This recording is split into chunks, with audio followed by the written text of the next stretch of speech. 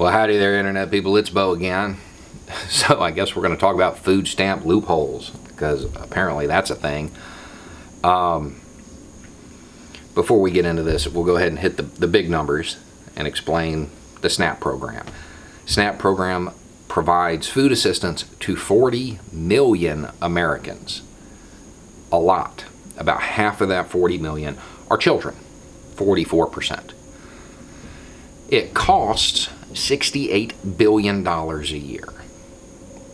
Sounds like a lot of money, but it is to feed 40 million people. So what does it take to get on this program? Okay, so you have to be at, your gross pay has to be at 130% of the national poverty line or below. The fact that it is a national poverty line becomes important when we get to this loophole. So if you are a single mom with 2 kids, you can make about $27,000 a year gross. Your take-home pay, your net, has to be 100% of the poverty line or below, which means that single mom with 2 kids can bring home about $1,700 a month. Depending on where you live in the United States, you're looking at that number, $1,700 a month for a mom and 2 kids, going, man, that would be really tight, but maybe it could be done if these circumstances were in their favor. Or you're looking at it like, I don't even know if you could get an apartment here for that, because cost of living varies across the United States. That's the loophole. That's what he wants to close. Some states have adjusted these limits because the national poverty line does not reflect the cost of living where they are. That's the loophole. The federal government is extremely aware that there are cost of living differences. This is not a loophole, it's a function of design. The feds have their own system for dealing with cost of living adjustments for their people. All you vets, get ready to explain questions about BAH. So the military has a thing called Basic Allowance for Housing. Now, if you are an E1, and guys, I understand an E1 is probably not living off base, but if you're an E1, you'll get about $660 a month extra if you're stationed at Fort Rucker, Alabama.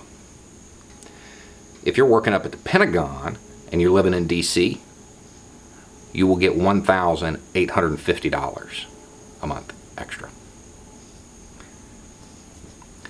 The feds are very well aware of this issue. It's not a loophole. Somebody right now, why are you bringing the military up?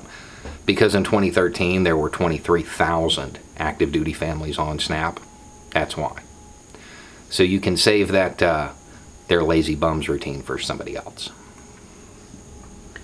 Okay. So the next thing that comes up is always, well, what about the fraud? Fine. We'll talk about the fraud too. Let's say 1 out of 10 people on the program are committing fraud. That's $6.8 billion. You know, I'll do you one better. 1 out of 5. Okay, so $13.7 billion. That's almost as much as we give in welfare to oil and gas companies. I don't care. I do not care. Now, the actual number of money wasted on fraud within SNAP is $592 million. That's pretty low. It's actually one of the least fraud-ridden federal programs in existence. $592 million. If you were to break that down per person per month by the number of people in the program to show what it costs to absorb that fraud, it's $1.23 on $126 per client subsidy. Doesn't really seem like a lot, does it? Keep in mind, we've paid $102 million for the President of the United States to go golfing.